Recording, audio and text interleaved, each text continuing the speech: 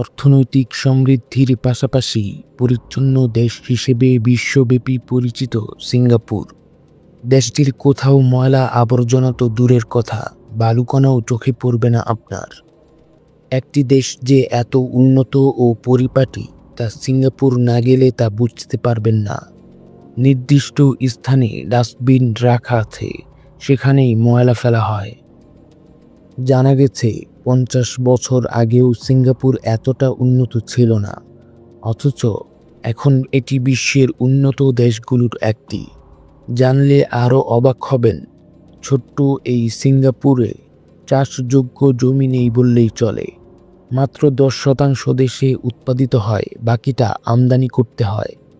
তারপরেও মাত্র 50 বছরে বিশ্বের অন্যতম সবুজ ও পরিষ্কার শহরে রূপান্তরিত হয়েছে সিঙ্গাপুর।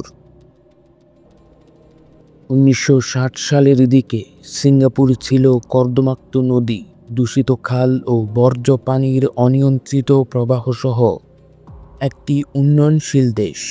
শহরের অনেক অংশে ছিল বস্তি।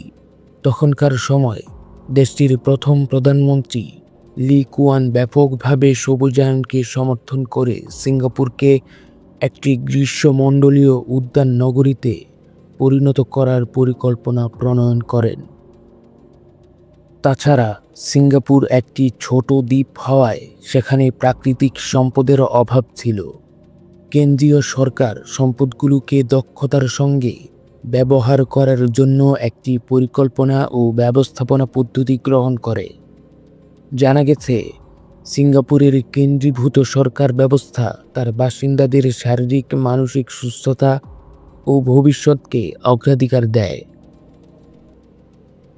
দেশটি 1971 সালে ক্লিন এয়ার অ্যাক্ট চালু করে ও 1973 সালে একটি পরিবেশ মন্ত্রণালয় স্থাপন করে। 1970 সালের মধ্যে 55,000-এর বেশি নতুন গাছ রোপণ করা হয়েছিল। 1971 সালের মধ্যে বৃক্ষরোপণ দিবসও চালু করা হয় দেশটিতে। 1975 সালে পার্কস অ্যান্ড ট্রিক্স অ্যাক্ট সরকারি ও বেসরকারি সংস্থাগুলোকে তাদের প্রকল্প ও ভবনগুলোতে সবুজায়নের জন্য জায়গা সংরক্ষিত করার অনুমতি দেয়। সিঙ্গাপুরের পরিবেশগত জ্ঞান বাড়ানোর জন্য ক্লিন অ্যান্ড গ্রিন উইক ক্যাম্পেইনটি প্রতিষ্ঠিত করা হয়েছিল।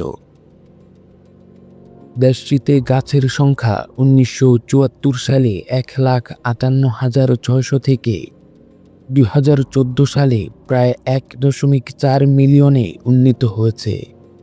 সিঙ্গাপুরে প্রায় 90% ম্যানগ্রোভ গাছ আছে। জানা গেছে 2030 সালের মধ্যে দেশটিতে প্রায় 1 মিলিয়ন গাছ লাগানোর লক্ষ্য নির্ধারিত হয়েছে।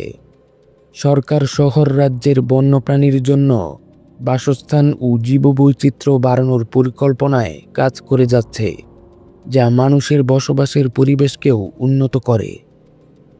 ক্রমবর্ধমান জনসংখ্যার সঙ্গেও সবুজ স্থান তৈরি করার তাদের পরিকল্পনা হল গাছগুলোর সঙ্গে স্থাপত্যকে একীভূত করে ও একটি উচ্চ ঘনত্বের বিকাশ গ্রহণ করা।